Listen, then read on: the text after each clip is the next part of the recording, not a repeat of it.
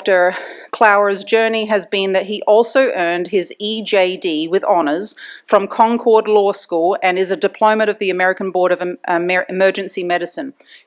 And by having an EJD, he has a unique lens on how legal matters intersect with medicine, and that made him a very robust CEO of the AOA and engaged in many different endeavors, especially during turbulent times, which we will talk about.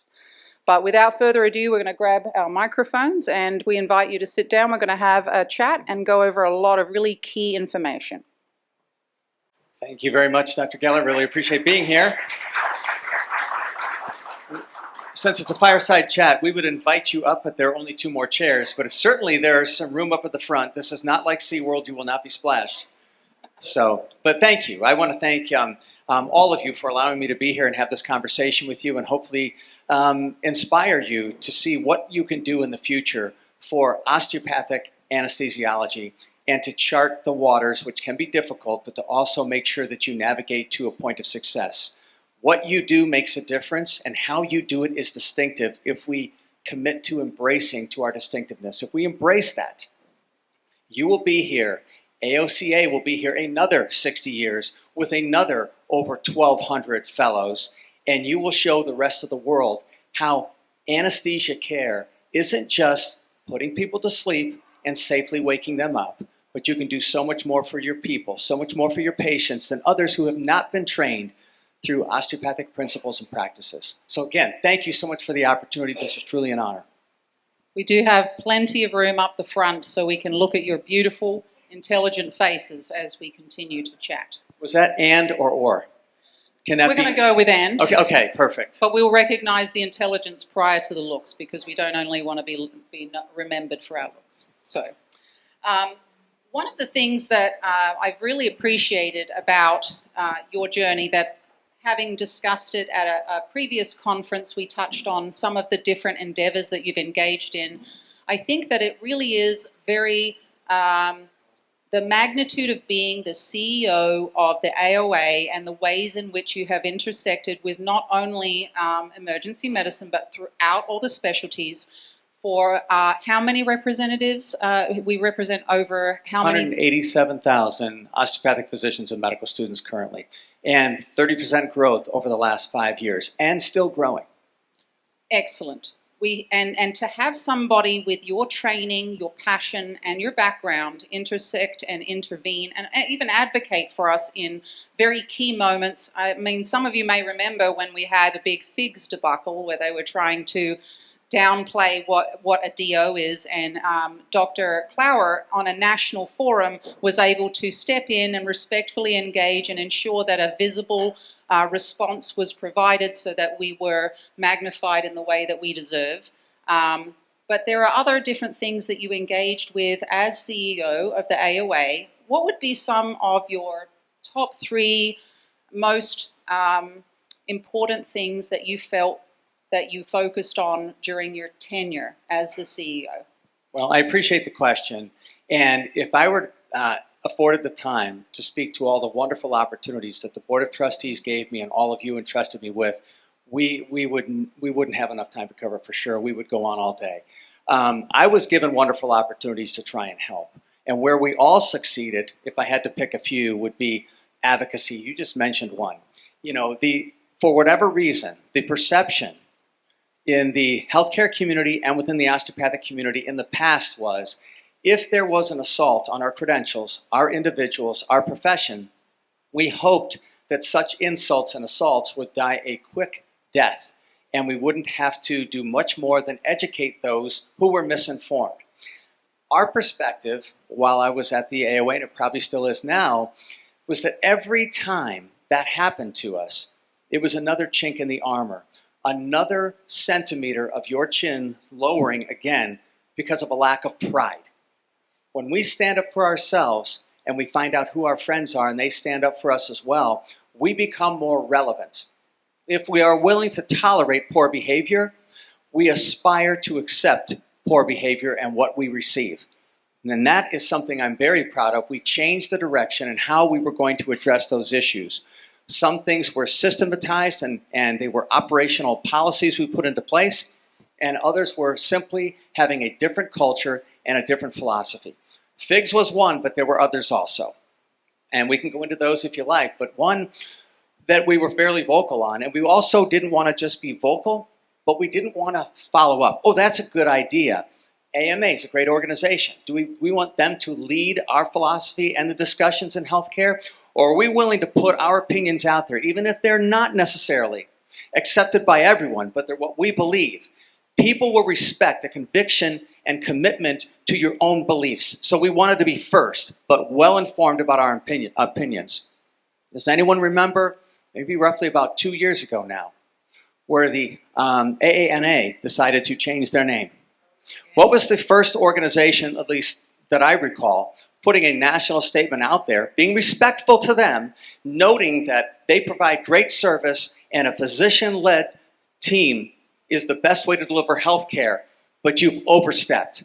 The term anesthesiologist is reserved for one group, and those are physicians who've committed to the undergraduate medical education, the GME training, board certification, maintenance of certification, and maintenance of licensure. Physicians are the only group that commit that level to their commitment to excellence and in their careers. No one gets to take the term anesthesiologist from our estimation other than the people in this room and our MD colleagues. Anesthesiologist is a physician term. And you can see that I have had no loss of passion for the topic. But we need to advocate for you and continue to do so. In 2020, did we speak loudly about the VA when they said, I can almost remember the quote now, CRNAs should be given the broadest scope of any provider? Really? Well, they said that because it's more economically beneficial to them, in my opinion. There also were shortages, so it also helped them to cover, so that makes sense. But I think it's important for all to recognize CRNAs are wonderful. They do outstanding work. But they've provided supervised work for decades. We don't know what this model looks like in an unsupervised environment. Will they do great work? They will continue to do great work. But one reason they've been so successful is because all of you have helped them to be successful, and that fact is lost on so many people.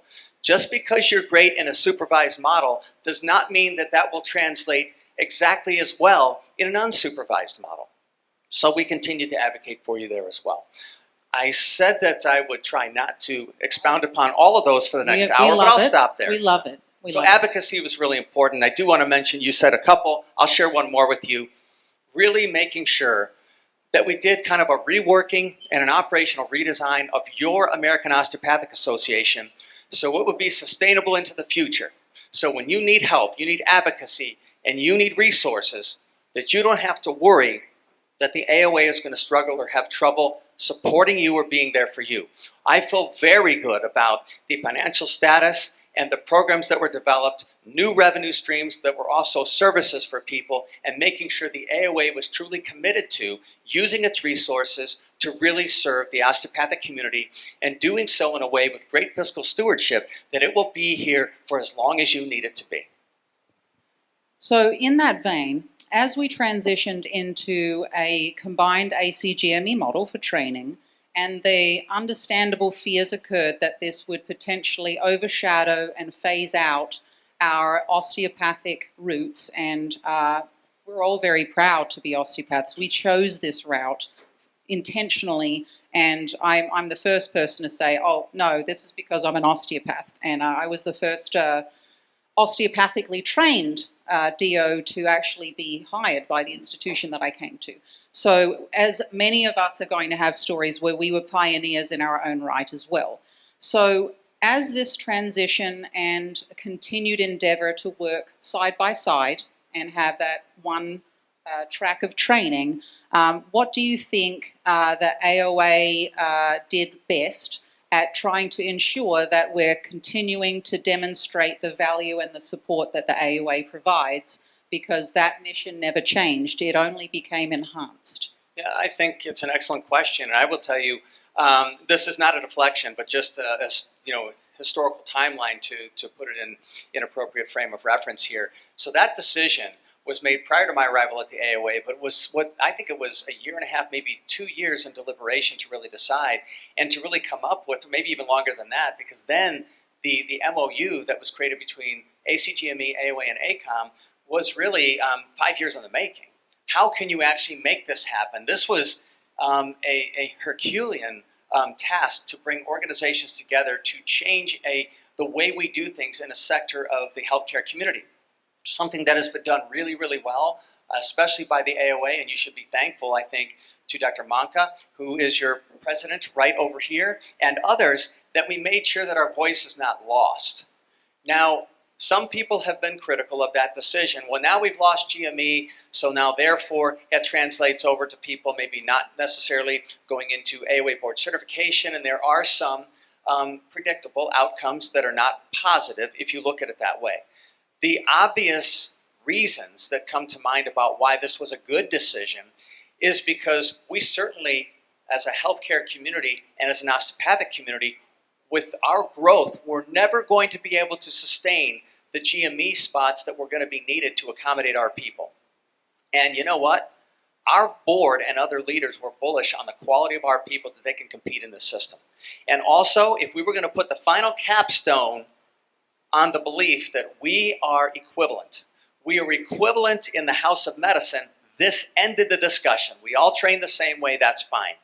What we have to make sure we do is through the pursuit of equivalency, we don't do it at the expense of our distinctiveness. That's the key, and that's where we are today. And I think whether we have GME training that is exclusive of the MD or allopathic pathway or not, I think is immaterial at this point. If we commit with our students, with our colleges of osteopathic medicine, to say no matter where you go, no matter what you do, no matter how you train, it is incumbent upon us in this room and our specialty colleges and the individual trainee to take the teachings of AT still with them. So how can you be a better osteopathic anesthesiologist as opposed to an anesthesiologist through your program? We need to make sure we bring those things forward so they're of value to them, so people realize, I love the way Dr. Geller takes care of patients, and I don't know why she's different. And she's able to stand up and say, I'll tell you why it's different. Because I'm an osteopathic anesthesiologist. That's why it's different. And there are more like me out there that would be happy to come here and show you how we do it. And you can apply that. I have a belief in considering this topic. This is crazy, but we can consider this. I think if we expanded your scope truly into osteopathic postoperative care as part of the design of what you do, beyond what standard anesthesiology does right now, or anesthesia care, that plays to the strengths of osteopathic medicine. I hope for the day when a patient is in their bed 2 days later and things are not necessarily going so well, they're not ambulating after their hip fracture, whatever it might be, and you know who they ask for? I want my anesthesiologist. Not because they want to be put back to sleep, but because they know you held their hand, you took care of them, body, mind, and spirit, and you said, if you need me, let me know, because I'm concerned about the whole you. Today it's about the operation, but I'm here for you through your entire visit. You get a consult, you go to the bedside, and you make sure nutrition is handled appropriately. You make sure that the opioid sparing techniques that you put into place are being followed through with, and you make sure that your patient knows they're being heard. No one does that better than us. We were all trained to do that. So, bringing this full circle, maybe we aren't going to get that training in the ACGME system unless it's an osteopathic recognition program. There are challenges with that. It's a great program. It's put into place, but not everyone goes through that process. We need to tell our people, don't abandon your roots because it makes you better. 11% of the physicians in this nation right now are DOs. We are large enough that we are relevant. We are small enough that we're very distinct and interesting. So if you are more exclusive, everybody wants one. So everybody should want a DO, but we have to tell them why. Are you different? You are, but we have to execute on those differences to the benefit of the patients, and we have to make sure others see it. And here's the fine line to walk. We can't do it at the expense of our MD colleagues, and we've done that really well. And Dr. Manka and others have walked that line very well the last many years. We don't say that we're better than them. We just say we're distinct and we're great at what we do. Others will decide what they want. We know what we think. But if you're always good at what you do, you never have to overtell it. And we will let our actions tell our story, but our actions have to reflect osteopathic anesthesia care. Fantastic. One of the things that I answer when people say, well, what's the difference between a DO and MD? I say, we have essentially the same training, but we have additional several hundred hours of training on how the body functions and osteopathic manipulation and looking at it as a whole. And I think that has aligns with my lens to see a person as a whole as I care for them, rather than just the focused lens for that particular situation. And I agree with you, and I think we know there are many MD colleagues who do exactly that. But the point we're making is not that they do it less well. It was because of who they are, not because they were necessarily trained to do it. We don't do this because of happenstance. It is built into our undergraduate medical education system. So we expect that most, if not all, DO graduates will practice with that same philosophy. So we don't own niceness. We don't own empathy. We don't own caring. What we do is make sure that we ensure it's going to happen for every patient because it's built into the profession. That's a different level of commitment than an individual being really good at it. And so I think that's something we can say to people as well so that they know how distinct we are. So looking at going into the future and continuing to grow in likelihood, even in percentage of representation, what are some ways that our medical students and our residents can continue to ensure that distinctness is observed and recognized, but also what types of, and a separate parallel question, what types of challenges do you think are currently facing our osteopathically trained students and residents as they're going into their respective field, especially anesthesiology? You know, I think you compare it or contrast it to, let's say, primary care, where a lot of what we do, and some of the visible things like OMT, make perfect sense. So, and if we define ourselves as OMT, which we should not, we're so much more, then that's a problem for other specialists. Emergency medicine, although I used it a bit in emergency medicine, but not every day, it may be hard for you to use it on a regular basis, OMT, in the operative setting, for instance. And in the practice of anesthesiology, but you may use it, but that's not who we are. That's part of who we are, and it is one modality that we use. So I think a challenge for our people is they have to resist the temptation to blend in. Great, I graduated from a great college of osteopathic medicine, and now 4 to 1, I'm going to train next to an MD, and they're going to do it differently. Do I want to call attention to myself? Well, my call to action to them is yes, in a gentle sort of way. If you call attention to yourself in a negative way, you may be ostracized, you may put your training in jeopardy. But you should do it in a way that is respectful, you should do it in a way that is helpful, and you should show why you're bringing something else to the table so the program director knows next year's match they should rank a few more DOs.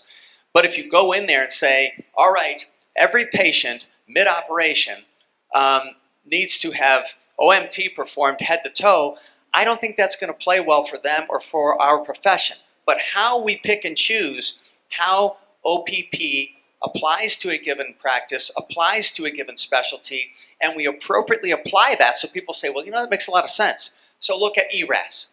Look at multimodal pain management. Look at so many things that are going on in the last decade in the literature. Who is coordinating that to make sure it happens in every patient? I've yet to see it. It's not happening. Why is it a minority of patients get a pericapsular or a iliac fascia block for a hip fracture? Why is it still the minority of patients get one? Everybody thinks it's a good idea, but no one has decided this is the absolute standard of care. These are just choices. You're talking about the ER realm? Well, I'm talking about, I mean, that can be directed by anesthesia as well. Mm-hmm. So it could be emergency medicine as well, but it crosses over to anesthesia nicely. So the point I'm making is these things exist. The osteopathic community doesn't own them. But what if this college, what if osteopathic anesthesiologists put those together in a package and said, you know what? Here's how you roll it out in the hospital, because this is whole body care. This is whole person care. The pieces are there, the literature is there, the evidence is there. You don't have to create it. They left it there for you. They left it there for someone, but it can be you. To say, this embodies who we are, And we're thankful for the great research that's been done, but the osteopathic community is asking, why are we waiting? And so there can be some guidance given that these patients need this level of care. A white paper, for instance, to say, now is the time. 5 years ago was the time. 10 years ago might have been too early, but we're here today, and let's coordinate our efforts to do our very best for every single patient. And the osteopathic anesthesiology community can direct that if they want to.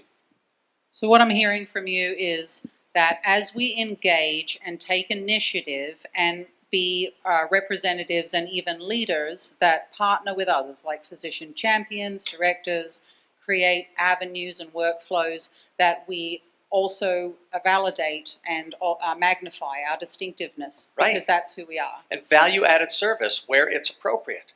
If someone says, as I mentioned earlier, I really like working with that physician, and that physician chooses to say, well, thank you, I really appreciate it, I work really hard, that's okay. But if they also say, thank you, I appreciate it, I work really hard, and you know, it was part of my training because I'm a DO, that doesn't disenfranchise anyone else, it just recognizes the profession. Much like we did with Figs, much like we did with Sean P. Connor when he was attacked as the osteopathic physician of the President of the United States when President Trump was in office. We wouldn't let our credentials be maligned. Well, why don't we build up our credentials? So again, going back to that original conversation about students and residents, yeah, you don't want to be aggressive, but I think you need to remind people of why we're different. Otherwise, we just by intent and by design, when you enter into the GME system and then you exit out of the GME system, you've been basically, you blended into the rest of the workforce. And that comes full circle on the concept of we are equivalent in everyone's eyes in the medical community. Let's reinvigorate the discussion around our distinctiveness. Although it's not competitiveness, we're not saying we're better than anyone. Our MD colleagues are amazing. We are distinctive and we have a little bit of a different approach here. And I think it's worth discussing why we're a bit different. Otherwise, we lose our professional identity. And I think there is a risk for that with our trainees and our medical students. And I think with the undergraduate medical education explosion in the osteopathic community, that's the time and the place. Your professional identity needs to be carried throughout your career, no matter where you are, no matter where you train, no matter where you work. It's who you are. It wasn't a means to an end to get a medical license. It was a means to an end to treat people in a very, very special way that was designed with the first osteopathic medical school in 1892. So one of the things that I've noted as we continue to be recognized for the value that we provide is that when we intentionally also seek out to uplift and support and create opportunities for those that are junior colleagues, residents, and others, I will particularly go and talk and say, you're an osteopath, me too. Would you like to be engaged with this or this or this activity as we continue to inspire and lead and mentor? Do you think that there is an intentional role that we should play as osteopaths as we continue to advocate for and uplift the coming generations?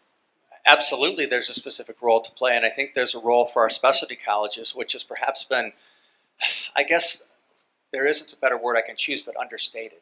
I think that we're underutilized because if you are really able to fully engage with the trainees early on, and I do know that ACOM has had some interest and even some activity around engagement with some of the specialty colleges. It's really important.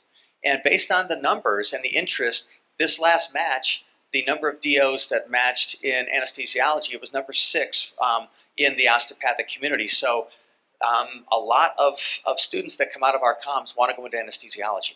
They really do. So there should be an opportunity to engage, show them what you can bring to them, and show them how you support them through their career. And that has to be done early on.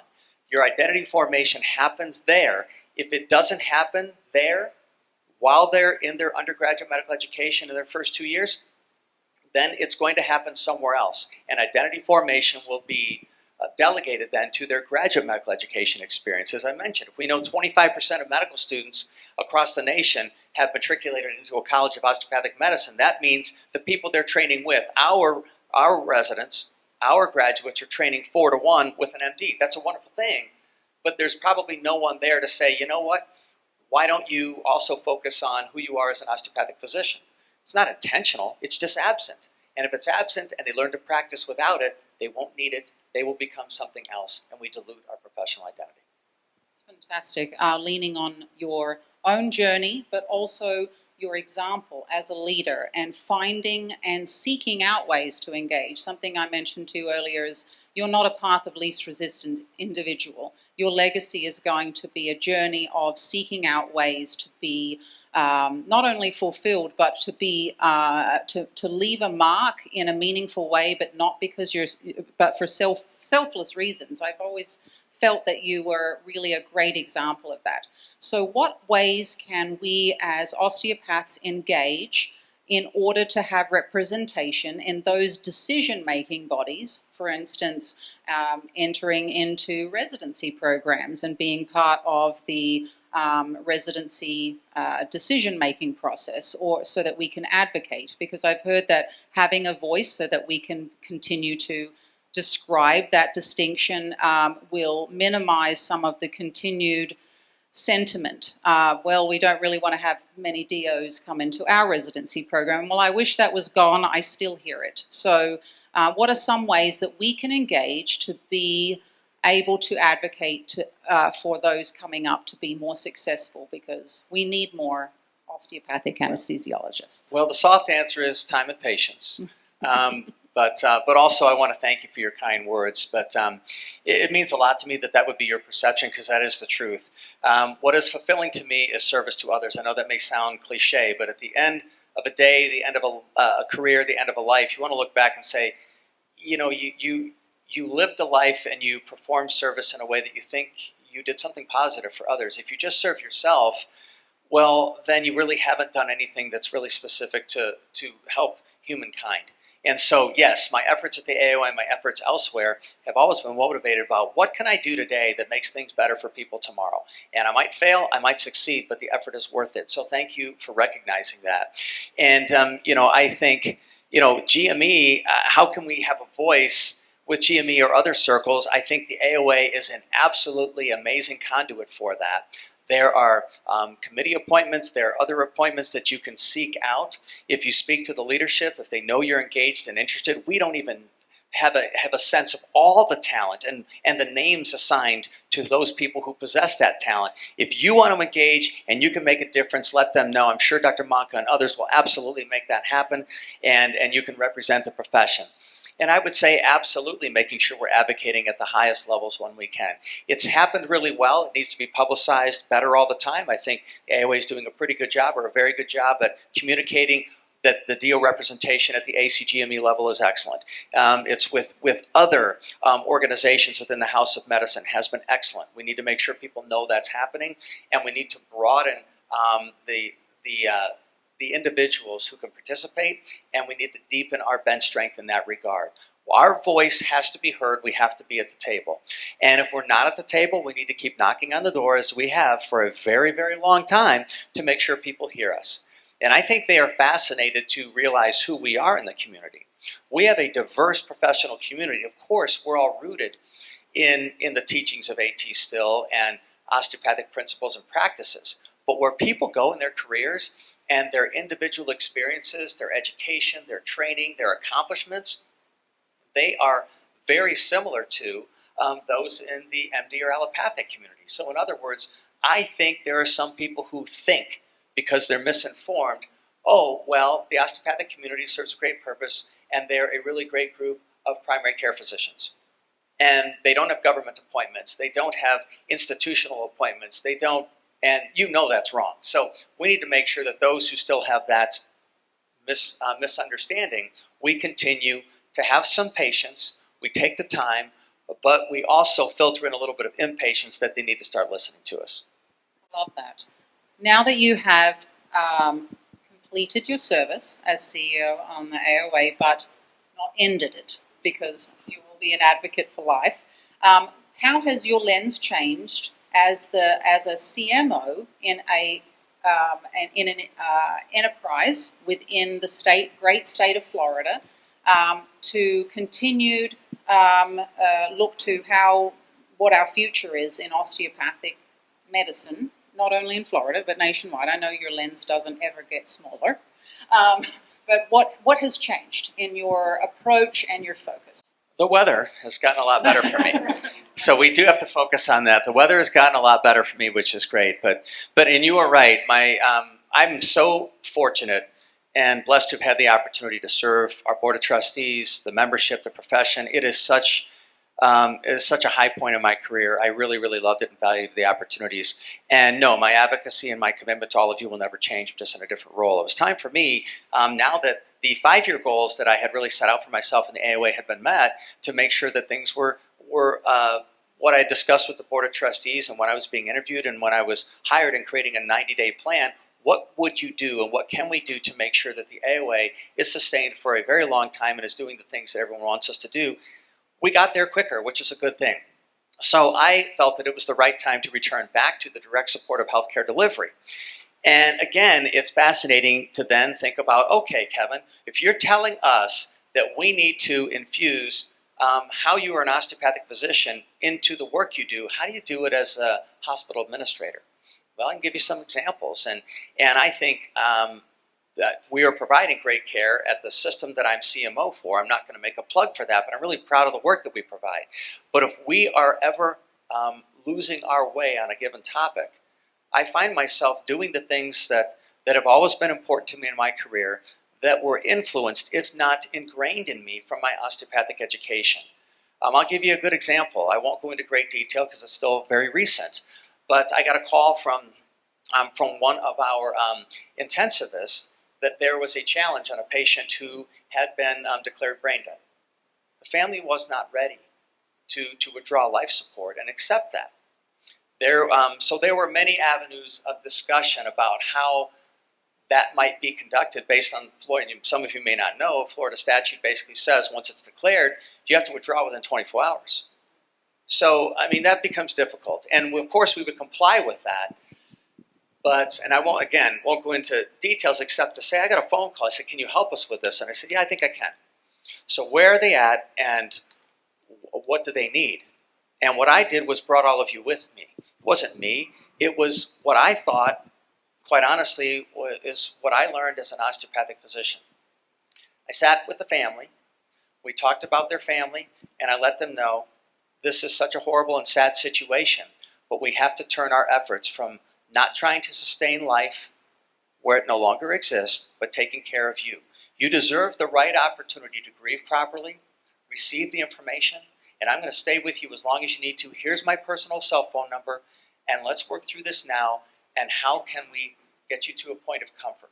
I spent, a couple of hours with them, and still in communication with the patient's wife. I was told that that's unusual. To me, it didn't feel unusual. And is that maybe a bit of would I have done it anyway if I were not an osteopathic physician? Maybe. But I know I did it because that's who I have been as an osteopathic physician, and I was trained in the College of Osteopathic Medicine. So how can you influence care delivered as an osteopathic physician of course, in a national leadership role with an organization like the AOA? It's different than a large healthcare system, but you can certainly do it. And certainly emphasizing why you do the things you do, and you're willing to do them on a regular basis. A patient recently had their cell phone smashed by a gurney.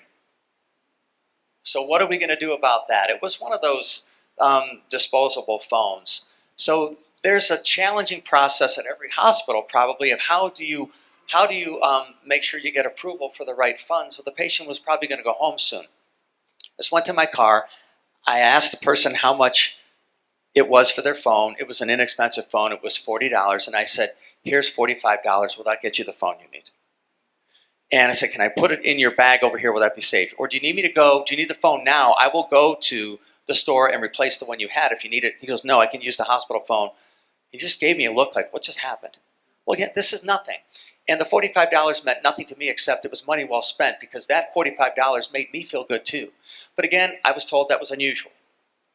And I think maybe it is, and I certainly would like to be distinct, but if I am distinct and I'm different, don't I owe at least a portion of that, maybe all of it, to the education and training that I was provided? So is there a way in any role you're in to bring advocacy and our profession into what you do? Absolutely there is. And I know each and every one of you display that. The question is, how can you display it in a way that people know that the osteopathic community brings something special to the healthcare community? Fantastic. As you're looking into, you said you have a 5-year plan. I'm sure that's been the way that you've gone every stage of your career. If you were to backtrack and go back to, I'm about to choose which pathway I'm going to go in to enter into medicine, what were some of the reasons you chose osteopathy in the first place? Yeah, I tell you, very interesting. It really, I think the people who choose and aspire to go to colleges of osteopathic medicine, they do, I think really the vast majority, if not all of them today, really decide to go the direction because our heritage, what osteopathic medicine is, inspires them. I looked at it, and I tell you what, I canceled a couple of interviews that I had lined up with allopathic medical schools, and I'm like, you know what? I am fascinated by this. And I knew I wanted to go into emergency medicine. I was a frustrated paramedic. I was going to go into emergency medicine. So why does an emergency physician want to be an osteopathic physician? Because I was going to be a physician first. What kind of physician do you want to be was the question before me. Not, I'm going to be this specialist. How am I going to be at my very core? What kind of physician am I going to be?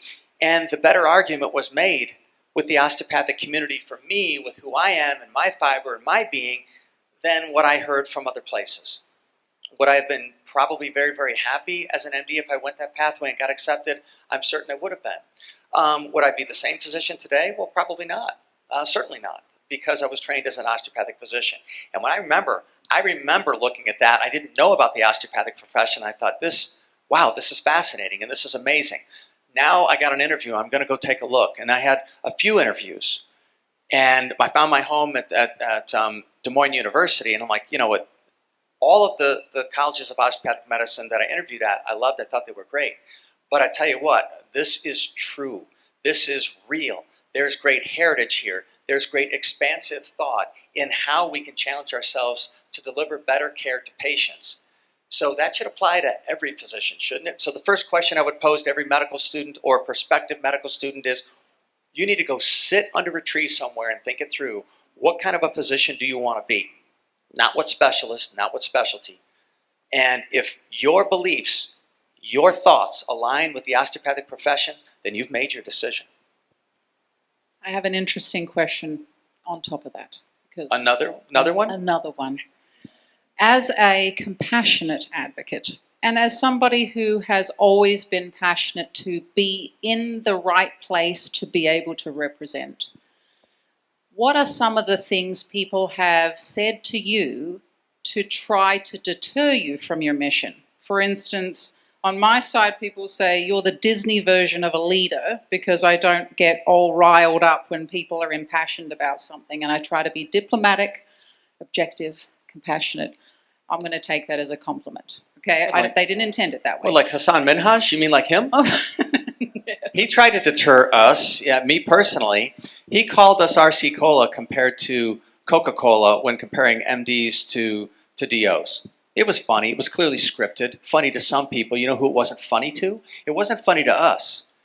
And so, yeah, when people try and challenge us that we're not what we say we are, then we have to re-educate them. The funny part of the story is, yeah, our great staff, through this plan I told you about to identify threats, and then we put together our SWAT team. One of our staff members said, hey, listen, it was midnight. I was finishing my emails for the day, and they said, I just saw a clip. This is Thursday. I saw it from Tuesday's show. This is horrible. I'm like, I'll get to it in the morning.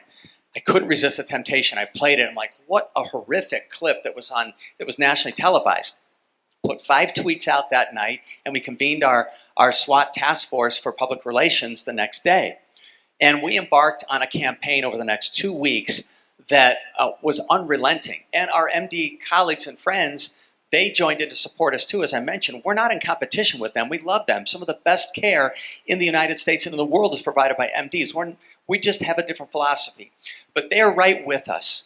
And we are allowed to practice slightly differently than they are and provide a different perspective without competition or without challenging the great work that they do. But I will tell you, over the course of about 2 weeks, we weren't getting the response that we wanted to.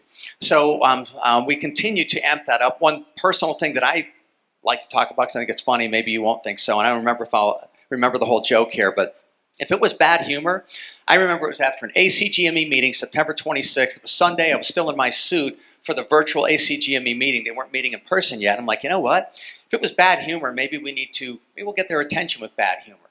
So it went something like this. I finished the ACGME meeting. I was in my condo in Chicago, spun the chair the condo was on Navy Pier, and got a pretty good shot outside the window, and I did a bad dad joke. And basically, it went something like this. So there were two late night comedians and a horse go into a bar. And the bartender says, "Why the long face?" And the two late night comedians say, "Well, you know what, we really upset the osteopathic community and 11% of the physicians in this nation because we thought it was funny and we made fun of them." And he said, "Yeah, you did really screw up, but I was talking to the horse." So anyway, that and many other things combined, finally, Hassan Minhaj, it was about another 10 days, you can look at it, put out an over 10-minute video, professionally produced, that, yeah, he poked a little more fun at us, but in a professional and collegial way, and it was really an apology. And at the end, he said, "Dios, are we okay?" My last tweet on this topic was, "Yeah, we're okay." But I did have some people say, why did you accept that from him? He didn't really apologize. Take the apologies you get in the form you receive them and be gracious.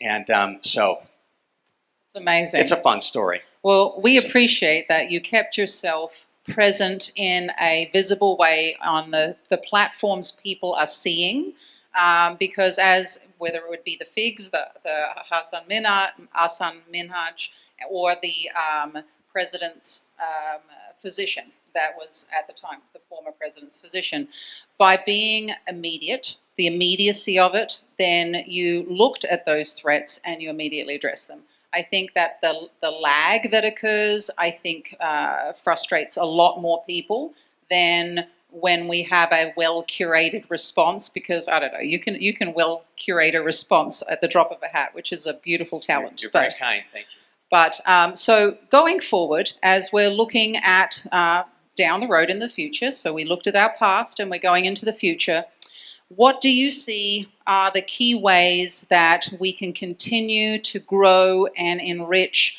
beyond the areas that are like a perioperative surgical home, and engaging with patients in the compassionate ways with which we do every single day?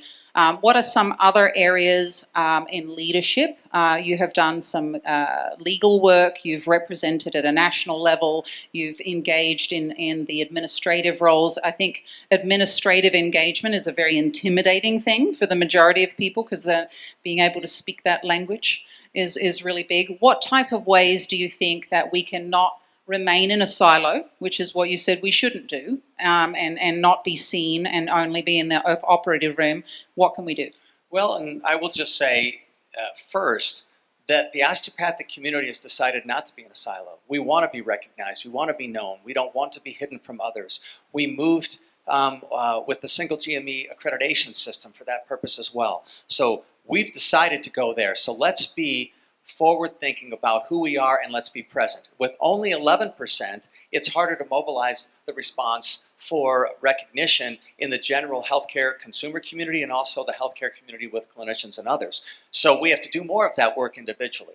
So I think the AOA, our specialty colleges, AOCA can do a lot to make sure that we are putting out good information that is recognizable and is connected with a network, so it's not done in isolation. I think the AOA is very good about and can even do more work in coordinating those efforts. So whatever this specialty college and others are doing with its very large platform and its commitment to public relations and communication, exploding that information out there. No one should ever ask the question again, what is a DO? So we should make some TikToks. Well, some sort of platform that has absolutely, that is safe and has the right uptake by the audience we're looking for. Is that a safe enough response? Yes. You tried to bait me in there, Jessica. Very yeah, well. I get it. Okay, thank you. If you want to do a TikTok video right now, I'm game. We'll do it. That would be pretty funny, actually. I think it would be. We're actually entering into the realm where we're going to be able to open up for people to ask questions. I'm sure people have many. But what would be some final thoughts you would have on pearls, tips and tricks to be engaged and continue to be part of the strength of osteopathic medicine into the future? Yeah, I would say, I mean, and I don't want this to come across as too strong a statement, but engage in your own professional development. It is so easy because you're so busy and you're working so hard to focus on your clinical careers. And probably the people in this room are a subset, a very select group that are very engaged otherwise. But reach out to others, get them involved. If we are all involved in something other than the practice of clinical medicine and osteopathic medicine, we can make a difference. You may not know where that difference is going to be, where that opinion can be influenced, or where that mind can be changed. But if you're not at the table, I can guarantee you it's not happening. So I think if you go into it saying, well, I can't possibly make a difference if I serve on the Rotary, or I serve in my local medical society or osteopathic medical society or wherever it is, I don't really see how that's going to really help me or help someone else.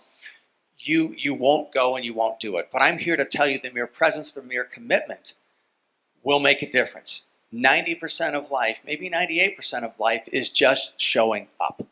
And if you're there, you're going to engage and do good things. So please do that. And let's coordinate all of our efforts. We are too small that if we fragment our efforts and we do not have alignment with what we're trying to do for the profession, well, we will dilute all of our efforts. And at 11%, we cannot allow dilution of the message or any conflict in messaging or approach. So in other words, if you choose to say, you know what, we could do programmatic development around postoperative care, and we think we would be good at that, and we'd like to do them. We want to help the healthcare community to help to bring these things together.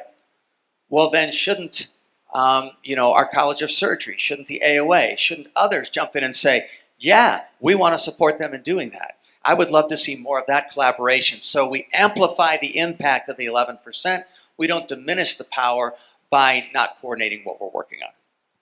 Thank you so much, Dr. Clower. I think that interdisciplinary work, as you were describing, is fantastic. But I also think that there are a lot of people that really don't want to lead, but they want to be involved. And you'll find that you can find members in your own organization, members within your enterprise, and even in national meetings that you can say, I'd like to be engaged, but I don't necessarily want to lead it unless I feel comfortable there or when you bring me there, because you don't know what you're capable of until you get in there and try. You're exactly right. There was a good example brought to my attention earlier this morning.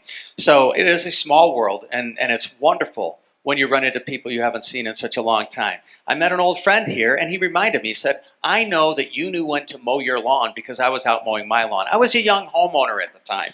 Yeah, I didn't want to be the one with the long grass and the weeds in the neighborhood, so yeah, thank you. So you led and I followed, and so any limited success I've had in leadership, I owe it to you and your lawn care. Thank you.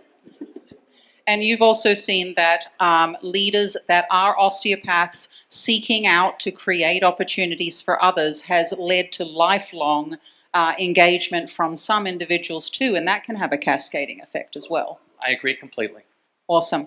So we're going to open it up. We have microphone here at the front, if you would like, and a microphone that can be brought to you. If you'd like to ask Dr. Clower any of your burning questions. But we'll say thank you before we start the questions.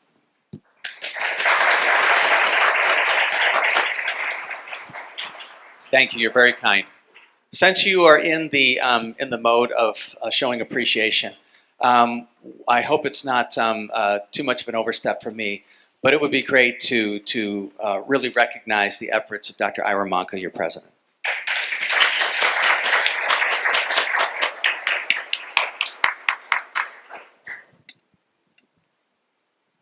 And if you can raise your hand if you'd like us to bring you a microphone so you can ask a question. Thanks so much. Dave Simons from Lancaster, Pennsylvania. Appreciate your comments. I have a question about the osteopathic profession in regards to the number of graduates and the number of available residency spots. What is being done to address that?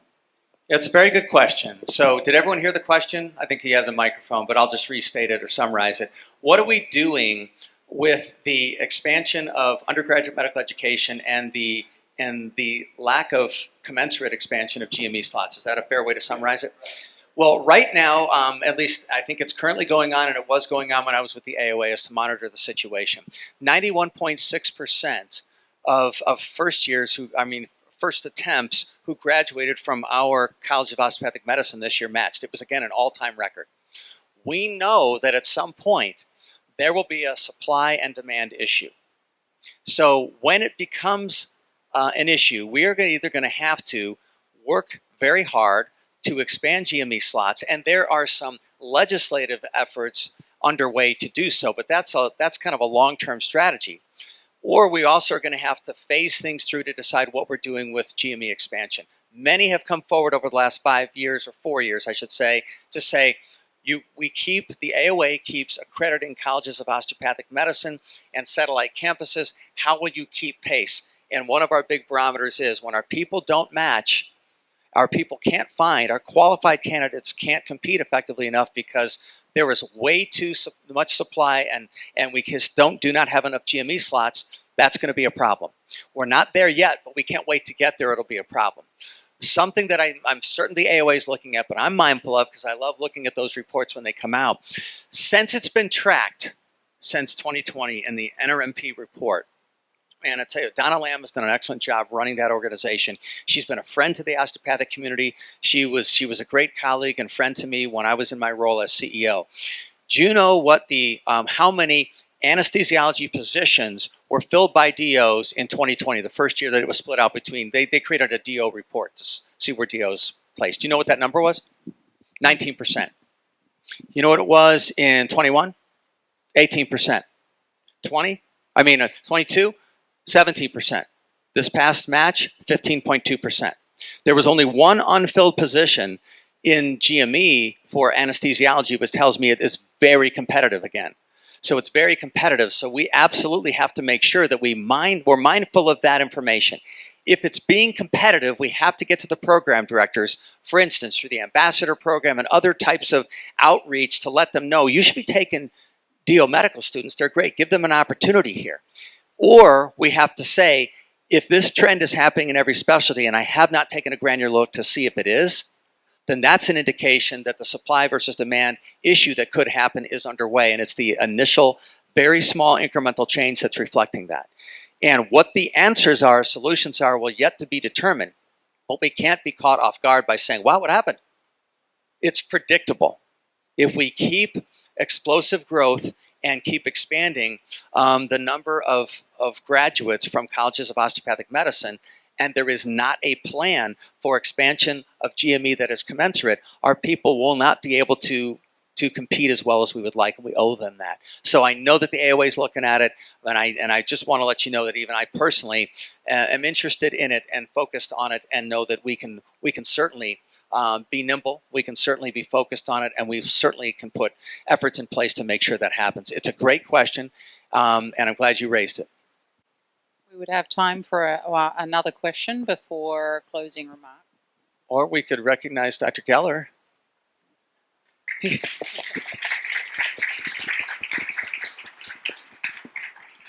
If you'd like to provide some closing thoughts, then we'll transition to our next. Well, yes, and I won't take up much of your time, and I can give you a few minutes back in your day. Coffee in the morning is important, so you still have an opportunity. But I want to tell you, I was touched by the offer and the invitation to come here. I will never, and have never lost connection with my osteopathic community, and it was a very difficult decision for me to make, to decide to return back, as I mentioned before, the direct support of healthcare delivery. But I tell you what, for you to ask me to come back here and the belief that there'd be something of value that I might provide today in an hour of your time that, quite honestly, I understand you will never get back again, I really do appreciate it. To sit here with such a wonderful friend and colleague is such a wonderful way to spend an hour on a Saturday, and I'm so thankful for it. Thank you for all you do. Thank you for all you do for the profession and your patients. And please, be DO proud. Be distinctive, and give your next dose of propofol for the body, mind, and spirit of your patient. And let's everybody give a hand for Dr. Kevin Flower.